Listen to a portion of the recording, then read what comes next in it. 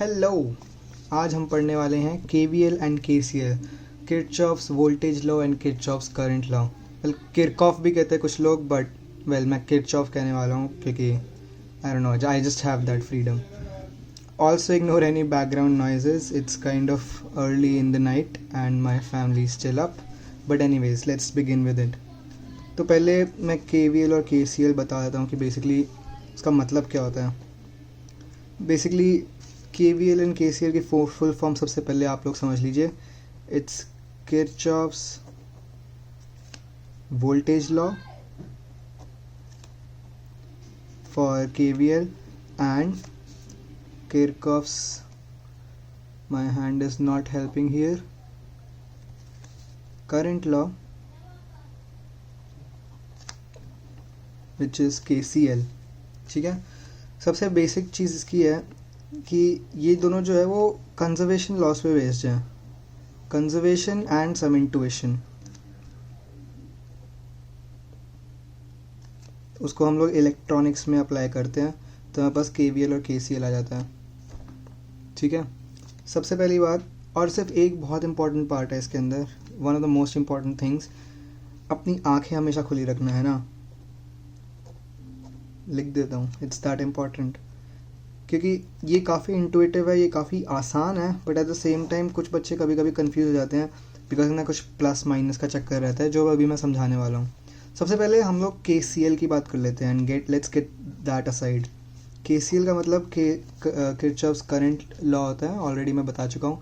सबसे पहले हम लोग KCL की बात कर लेते हैं। अब ये आसान वाला है, दोनों ही आसान है, but let's first talk about this one. तो इसकी स्टेटमेंट मेन जो होती है, जो याद रखने वाली चीज़ है, वो बेसिकली है कि जो टोटल करंट होता है which is incoming and going out from a junction. अभी मैं बताता हूँ ये सारी टर्म्स का क्या मतलब है। वो हमेशा कंजर्व्ड रहता है, और कंजर्व्ड का बेसिक मीनिंग क्या होता है कि जितना अंदर आएगा उतना ही बाहर जाएगा। इसको समझने का सबसे बढ़िया ऑप्शन है by taking up an example. तो मैं एक बहुत सिंपल एग्जाम्पल ले लेता हूँ। लेट्स टेक, एक बैटरी ले लेते हैं, ठीक है, और दो रेजिस्टेंसेस। उससे सिंपल क्या ही हो सकता है यार, एक रेजिस्टेंस हो सकती है, बट लाइक उससे वे कॉन्सेप्ट इतना क्लियर नहीं होगा। एनीवेज, सो हमारे पास एक बैटरी है, एक रेजिस्टेंस है, उसको हम लोग R1 कह लेते हैं, दूसरा रेजिस्टेंस है उसको R2 कह लेते हैं। ठीक है, ठीक है। सो अब मेरे पास ये जो बैटरी है, पॉजिटिव ये है, इसका नेगेटिव ये है। हमें पता है भाई पॉजिटिव से निकलता है करंट, है ना, ऑब्वियस सी बात है, पॉजिटिव टू नेगेटिव फ्लो करता है करंट, तो पॉजिटिव से निकलेगा, कहीं करंट नेगेटिव से वापस आएगा। तो पॉजिटिव से निकलेगा तो मैं उसको कह देता हूँ कि चलो यहाँ से करंट कुछ निकल रहा है, उसका नाम है I1। ठीक है, तो यहाँ पे कुछ I1 है। अब यहाँ पे जो पॉइंट है इसको हम लोग कहते हैं जंक्शन, इसको मैं कह लेता हूँ जंक्शन A। अब A के बाद इसको देखोगे, जो I1 करंट है उसके पास दो ऑप्शंस हैं, या तो वो इस वाली तार में जा सकता है, इस वाली वायर में जा सकता है, और वो इस वाली वायर में जा सकता है। समझ लो कि कुछ पार्ट ऑफ I1 जाता है R1 के थ्रू, मतलब इस वायर के थ्रू, और उसको मैं कह लेता हूँ कुछ I2, ऑलराइट। और जो बचा हुआ पार्ट है वो मैं कह लेता हूँ कि करंट जाता है यहाँ से यहाँ R2 के थ्रू, और उसको मैं कह लेता हूँ give it a wild guess I3।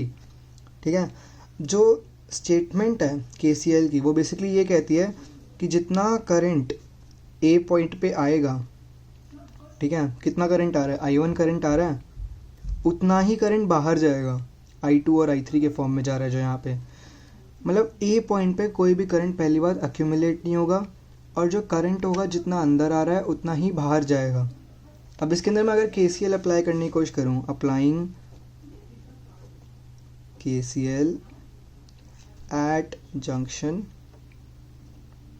A, ठीक है, A के ऊपर, इस पॉइंट के ऊपर आई विल अप्लाई KCL। तो बेसिकली इसका मतलब क्या है कि अंदर कितना करंट आ रहा है, I1। अंदर आने वाले के लिए, अब मैं अगर A के पर्सपेक्टिव से अपने आप को समझो कि तुम A पे खड़े हुए हो, ठीक है, A पे खड़े हुए हो और तुम देख रहे हो कि क्या अंदर आ रहा है और क्या बाहर जा रहा है। अंदर आने वाले को अगर समझ लो कि तुम कुछ प्रॉफिट हो रहा है राइट तुम्हारा, तो उसको कुछ प्लस मान लो, और जो बाहर जा रहा है वो तुम्हारा कुछ घाटा हो रहा है, तो उसको नेगेटिव मान लो। तो उस सेंस के अंदर अगर मैं इसको कंसिडर करूँ तो I1 क्या है, I1 अंदर आ रहा है तो प्लस I1 है ना, और कुछ अंदर आ रहा है, नहीं अंदर कुछ नहीं आ रहा, तो ये LHS होगा इक्वेशन की। ये किसके इक्वल होगा, बाहर क्या जा रहा है, I2 और I3, तो I2 और I3 के इक्वल हो जाएगा। एक दूसरा method of writing this same equation is कि प्लस I1 है, राइट, प्लस I1 है, उसके अंदर अब मैं बाहर क्या जा रहा है, माइनस I2 और माइनस I3, ठीक है, बाहर जा रहे हैं ना I2 और I3, तो इसको मैं ऐसे ही लिख सकता हूँ कि प्लस I1 है क्योंकि वो अंदर आ रहा है, और बाहर क्या जा रहा है, I2 जा रहा है और I3 जा रहा है। देखो इस दोनों इक्वेशन बेसिकली सेम है, बट इनको मतलब समझने का जो वो है वे है वो थोड़ा अलग हो सकता है। फर्स्ट वाली इक्वेशन बेसिकली क्या कह रही है, अगर मैं इसको लेवल कर दूँ 1 और 2, so first equation what it is saying is कि देखो अगर तुम यहाँ पे खड़े हुए हो तो तुम्हारे पास अंदर क्या आया I1 और बाहर क्या गया I2 प्लस I3, तो ये दोनों बराबर होंगे। स्टेटमेंट क्या थी, total current incoming and outgoing from a junction is conserved, is लिखना भूल गया मैं, but it is conserved, right.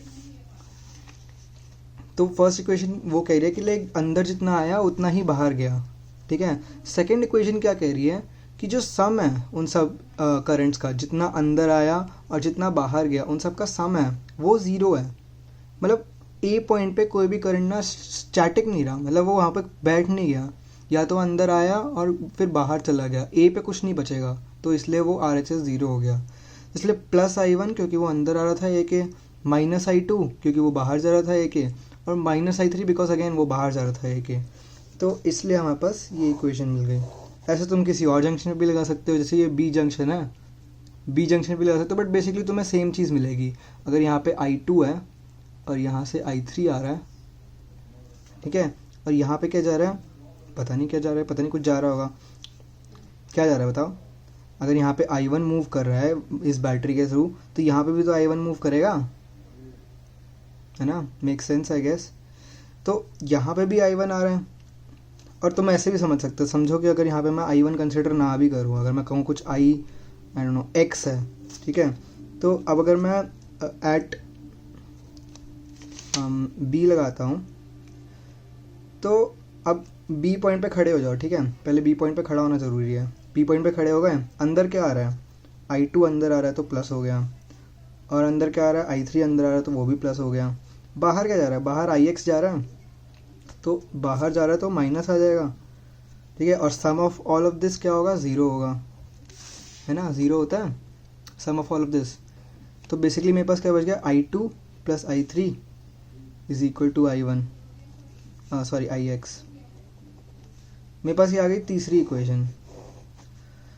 But at the same time equation 1 में क्या था, I1 is equal to I2 plus I3, इधर क्या आ रहा है, I2 plus I3 is equal to IX, तो इसका मतलब क्या होगा basically, IX is equal to I1। तो मतलब बेसिकली अब अगर हम अपना सर्किट देखें तो इधर से I1 आया, ठीक है, ये कुछ पार्ट I2 और I3 ज़रूरी नहीं है इक्वल हो, obviously it depends upon these values too, अभी मैं आता हूँ उसके ऊपर भी, तो ज़रूरी नहीं है कि इक्वल पार्ट्स में होंगे, बट कुछ पार्ट में वो डिवाइड हो गया सच दैट ए पे टोटल नेट ज़ीरो बचा, जितना अंदर गया उतना ही बाहर आ गया, ठीक है। और फिर अब ये दोनों जो हैं वो यहाँ से कुछ कुछ हुआ उनके साथ, रेजिस्टेंस के थ्रू गए, और फिर बी पॉइंट पे वापस मिले, वो बी पॉइंट पे मिले तो वो कंबाइन हुए इस तरीके से कि बी पॉइंट पे नेट कुछ नहीं बचा, जितना कंबाइन हुआ था उतना ही ये बची हुई तार के थ्रू निकल गया कुछ IX, और फिर हमने क्या पाया कि IX जो है वो I1 के बराबर है, जो इंटुइटिव भी है, क्योंकि लाइक इस वोल्टेज सोर्स के साथ अगर ये कोई बैटरी कनेक्टेड तार कनेक्टेड है, कोई वायर कनेक्टेड है, तो अगर वहाँ से पॉजिटिव एंड से I1 जा रहा है करंट, तो नेगेटिव पे आना भी I1 ही चाहिए current. So like that's intuitive and that's exactly what we find. तो ये हो गया, ये था हमारा KCL, काफ़ी बेसिक है ना। अब आ जाते हैं हम लोग KVL पे। तो अब बात कर लेते हैं थोड़ी सी KVL के बारे में।